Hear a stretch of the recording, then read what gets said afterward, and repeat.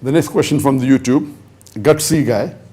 If I want to marry a non-Muslim and he wants to marry me, then how could they convert to Islam? What are the ways? As far as marrying a non-Muslim is concerned, Allah is very clear-cut in the Quran in Surah Baqarah chapter number 2, verse number 221. That where it says that do not marry unbelieving women until they believe. A believing woman, even if she's a bondswoman, is better than an unbelieving woman, even if she allows you. That means the Quran is very clear-cut. Do not marry a mushrika, a idolatress, until she believes. A believing bondswoman, she may be a slave woman, she may be a black woman, she may be an ugly woman, is much better than a believing woman, even if she allows you. She may be the most beautiful woman in the world, she may be the beauty queen, but if she is the unbeliever, if she is the mushrika, a believing woman who is ugly is far superior to the most beautiful woman, even if she allows you. This verse of the Quran is very clear-cut. And the verse continues that do not marry the woman to a believing man. Do not marry the believing woman to a mushrik, to an idolater, until he believes. A believing man is much better than a mushrik, than an idolater, even if he allows you. Means as far as marrying your woman folk is concerned, your daughter, etc., a believing man, he may be a poor man, he may be a slave man, is much better than a mushrik man, even if he allows you.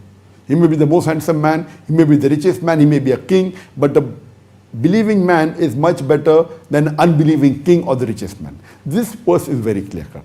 So as far as the question is concerned, that if a non-Muslim wants to marry you, and if he wants to accept Islam, what should you do? If he willingly accepts Islam, and the girl or the boy, the mushrik or the mushrika, or the unbelieving woman or the unbelieving man, if they willingly agree, they have to minimum believe in two criteria. Number one, that they have to believe that there is no God but Allah. And number two, they should believe that Prophet Muhammad is the last and final messenger of Allah subhanahu wa ta'ala. So these are the minimum two criteria for any non-Muslim to accept Islam. Once they accept this, but natural, then the practice of Islam is there. Number one, of course, is the Shahada, which they have to recite, believe in one God, that is Tawheed, and Prophet Muhammad is the messenger. Number two comes the Salah, then comes the Zakat, then comes fasting in the month of Ramadan, then if they have the means, they should perform Hajj, if they have the means and the wealth. These follow later on. But first is Iman, believing there's one God and Prophet Muhammad is the messenger of Allah. If they believe that, but naturally the best is that you go to a local Islamic center in your area and see to it that you tell them that this particular non-Muslim wants to accept Islam. And if you're living in a non-Muslim country, you should see to it that you make the documents proper and legal so that no one lays allegation to you tomorrow that you force someone to accept Islam. Even if it's a Muslim country, make the documents. If the documents are correct, but see to it that you are marrying her for her virtue. If you as a Muslim boy or a Muslim girl is marrying a non-Muslim who is willing to accept Islam just because of infatuation, then that is not the correct approach. Our beloved Prophet ﷺ said that when you look into a life partner, you look for four things.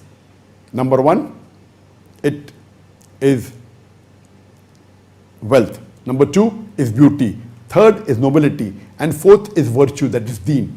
And the best amongst all is the deen, is the virtue. So marrying a virtuous person is the most important compared to all the rest. So if you feel that yes, there are some non-Muslims after accepting Islam, they are very virtuous and much better than many of the practicing Muslims.